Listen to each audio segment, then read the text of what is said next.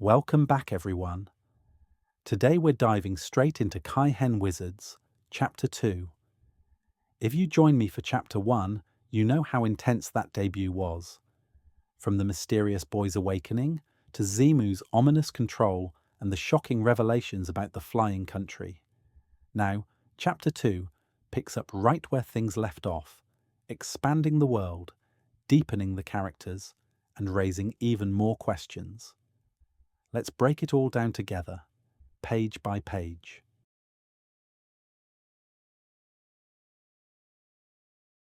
The chapter opens by pulling us deeper into this new life inside Shakutan Castle. Isolated from the mundane world, it's a fortress of mystery and magic, ruled by the Immortal Wizard Zemu, who has now taken in our protagonist. The boy reflects quietly. My new life begins now. The tone immediately darkens. A scene from the past, Rue, the prince's guardian, calls to him gently, "Oh, my prince, you're awake." Her words are protective, even loving, but there's an unsettling edge. She warns, "Even if you get out, you must not leave my side." But as her mask slips, we see her decayed face, rotting flesh exposed beneath her ceremonial garments. This is no ordinary memory. It's trauma returning to the boy in flashes. The prince jolts awake in bed, sweat across his brow. His narration confesses, "The memories I've regained are fragmented. But even so, I understand that I've lost everything." His mind circles back to one word, Rue. It's clear her image and her death haunt him constantly. We cut to Raichi, piecing things together. He realizes the boy lost his entire country when the cataclysmic Kai-Hen struck. And he's a former prince, Raichi thinks, putting together what this means. But he's warned not to bring it up. Zemu himself had said, "Don't ask him about the Kai-Hen. It'll hinder his recovery." The boy himself reinforces it. "Please, it'll get in the way of my work." He's pushing himself forward, even if his past is unresolved. With a refreshed look, the boy beams. "This feels so much better." "Thank you." Others murmur in admiration. "He's a big deal. This guy's pretty incredible." Yet his inner monologue pulls us back. "I was treated like glass, the treasure of my country, or something." Then as he looks at his reflection, that heavy line again, "My wizard is no more." Even in this light-hearted moment, Rue's absence cuts deep. As the boy admires his new look, he explains, "I get the sense I've wanted to cut my hair for a long time." Raichi probes further, asking about customs. The boy reveals that as a member of the royal family, he wasn't allowed near sharp objects. Even simple trims were done with bladeless tools. Cutting his own hair here isn't just change. It's rebellion against the suffocating traditions of his past. We return to Zemu, seated on his throne as the Wizard of Forest Green. He regards the boy coolly. "You look refreshed, boy." The boy bows respectfully, apologizing for his past outbursts. "I'm sorry about all the trouble I caused you. I swear I'll work hard and learn under your guidance." Zemu notes to himself that even getting the boy to sleep was work, but he acknowledges his spirit. The conversation turns back to the Kai-Hen. The boy admits, "That day when the Kai-Hen happened, my memories of it are so shocking, I'm still not sure what happened." He even admits he's scared to remember it fully. Zemu listens carefully, but the boy concludes firmly, "Right now, I simply cannot consider becoming your apprentice." It's a mature refusal. He recognizes he's not ready yet. The boy bows his head, his words formal and earnest. He promises to repay Zemu for all the trouble he's caused, determined to show gratitude and resolve despite his fragile state. Zemu looks almost caught off guard by the boy's sincerity, muttering a simple, "Sure." The mood shifts as the group discusses his origins. The flying country, his homeland, was notoriously secretive, leaving little information behind. Someone points out that if he truly is royalty, shouldn't his name be documented? Yet he still can't remember it. That mystery lingers. The conversation digs deeper. The boy reveals the one thing he does remember clearly: his attending wizard. That wizard was always by his side, even the day everything was destroyed. His voice softens as he admits that was the first time he had ever stepped outside, his memories of anyone else faint and fragmented. Zemu's sharp gaze narrows. Something about this detail is troubling him. Before the boy can drift further into his haze of memories, Zemu calls him over directly. "Boy, come here a sec." The air tightens as Zemu leans closer, roses blooming around him, his presence commanding and almost suffocating. He assigns the boy his first task as a newcomer. The order is cryptic yet weighty. Find what Shakuten Castle is missing. He tells him to observe carefully, think for himself, and return with an answer when his work is done. The boy, caught between nerves and determination, agrees. It's a strange test, not about magic or combat, but perception and wisdom. A confident declaration fills the air. I know exactly what this castle lacks. An apprentice? That's all. The sharp-tongued servant pushes the boy toward a path. You've got no place to go, right? Then become the wizard's apprentice. As the boy reflects, we see hints of his past. Talk shifts to his unusual technique. Did you learn that from your attending wizard? The truth slips. He's never even heard of a gem user. The girl explains. 1,000 years ago, magic was impossible without being born with mana. But everything changed with gems, crystallized mana pulled from the earth.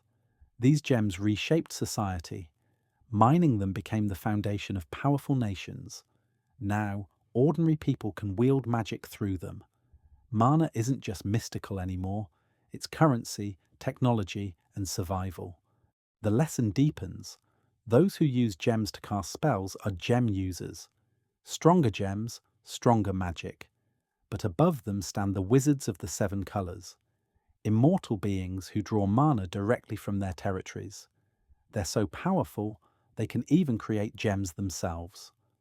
The girl points out, if he's going to teach anyone, it should be you. You've got mana, high tolerance. You're the most suited. The boy's role in this world grows heavier.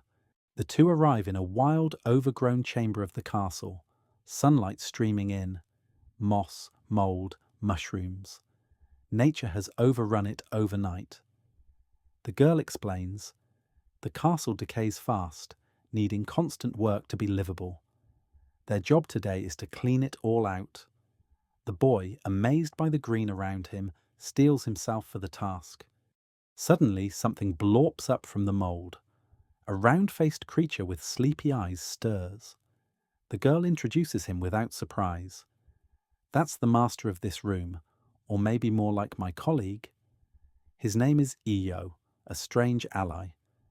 Though he looks sluggish, he'll be a major asset in the cleaning. The boy can only gape as Iyo opens his enormous mouth and swallows clumps of mold whole.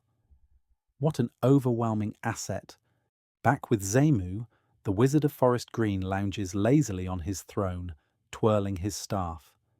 His eyes flicker to the side as a shadow approaches. A masked figure steps in, whispering coldly, "Shouldn't you make him remember already, Hawthorne?" The air chills. Another wizard's presence looms. The shadow mocks. "Don't try to buy time." His powers have awakened. There's no going back, but Zemu responds firmly, "He's still just a child." The figure pushes. Sealing him away won't help. The boy's fate is already written, karma. Zemu rises, dismissing the dark presence. "Be quiet and go to sleep." "I'm going out," he warns. The outside air is toxic to the intruder. The tension between immortals is palpable. Outside, Zemu surveys the landscape. Cracked earth stretches endlessly. Massive spherical domes filled with spreading black veins hover across the land, ominous scars of past destruction. Zemu's eye hardens. These aren't just ruins, they're alive, and they're spreading. A wide shot reveals the immensity of the threat. The domes are like tumours blotting the earth, parasitic growths threatening to consume everything. Zemu, dwarfed by the scale, grips his staff tighter. This is the battlefield he shoulders alone. Zemu mutters to himself, "It's not expanding. I guess I'm keeping it in check for now." But a voice cuts in. "Hey there, Greenie." Another figure, bold and mocking, arrives on the scene. The peaceful moment shatters. Zemu stands calm, while the new arrival, Wizard of Soil Black, Yusan, bursts in hot-headed. Zemu cuts him down immediately with a cold remark. "You're as dumb as ever." Yusan explodes in anger, shouting back, "How dare you call me dumb? I'm older than you." But the dynamic is clear. Zemu is the elder, composed brother, and Yusan the reckless younger one. Their sibling banter continues, but it's anything but warm. The older wizard dismisses Yusan's immaturity, reminding him that for those who've lived centuries, concepts like older and younger mean nothing. Yusan loses his temper again. "You said it again." Mockery escalates with Yusan shouting like a child, "I'm rubber, you're glue." The older one's insults cut deeper. "You're a contrary shut-in with no apprentices." But when asked directly if he knows about the fall of the flying country, Yusan shrugs with a smirk. Who knows? Yusan finally shows a hint of seriousness. Focusing mana into a gem, he demonstrates his craft. Earth trembles as the land around them reacts. He notes how astonishingly swift the flying country's destruction was. A pause, then he raises the chilling question. Might there be a reason for that? Before the answer comes, a massive cloaked figure materializes through smoke and rubble, drawing everyone's attention. The cloaked figure lowers his hood. It's not truly a person, but a conjured lookout, created in Yusan's own image, disturbingly carrying his face.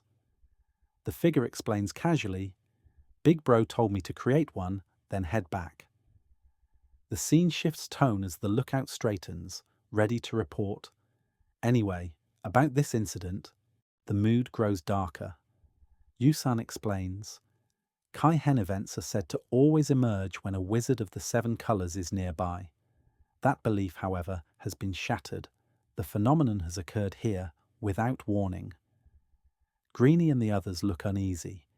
Zemu, of course, dodges responsibility. "I'm not telling you."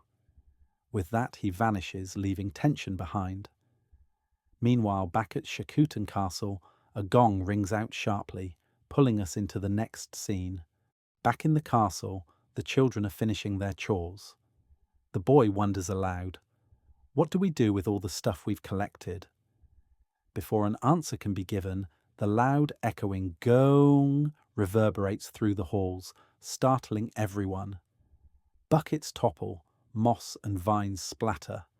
Chaos as the children scramble to make sense of the noise. One child bolts off immediately, muttering, "Ack!"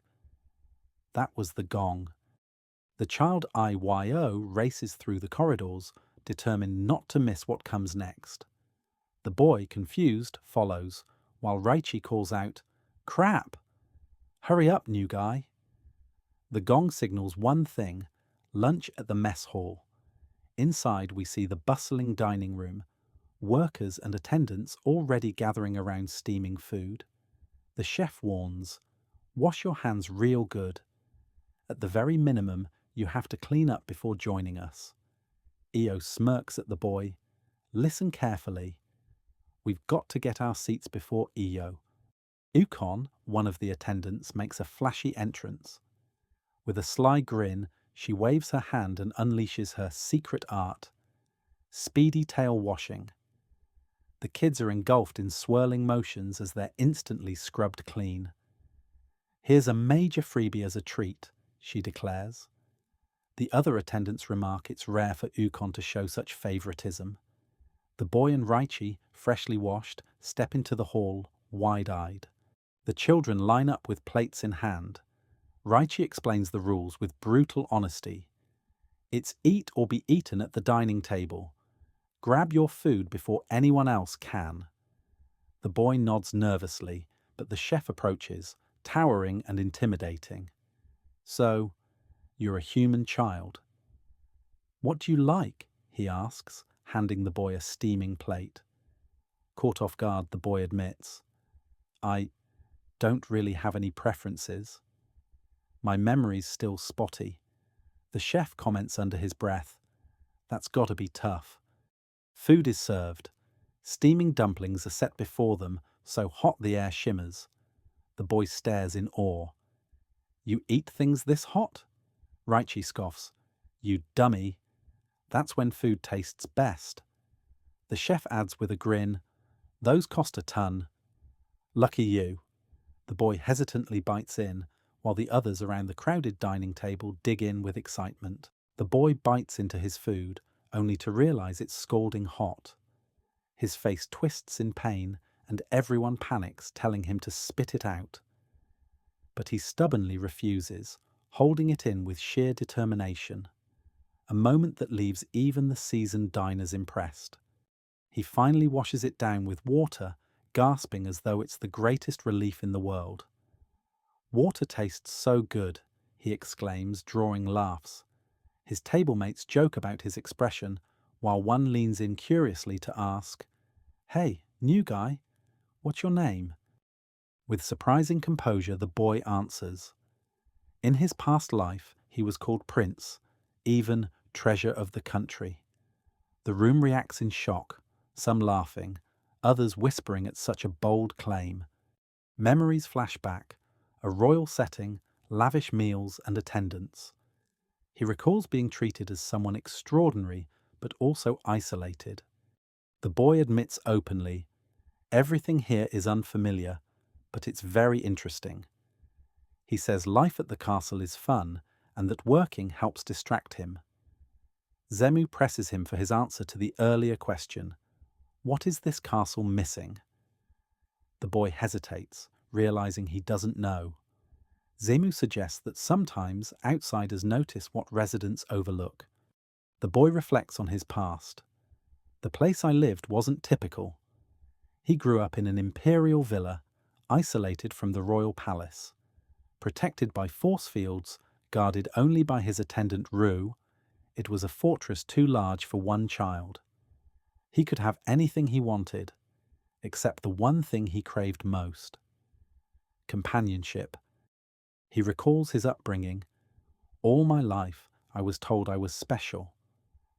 But being special came with chains. His existence had to remain secret. If discovered, he was told he'd be targeted by the world, his power enough to topple nations. He was called the treasure of the country, but forbidden from ever stepping outside.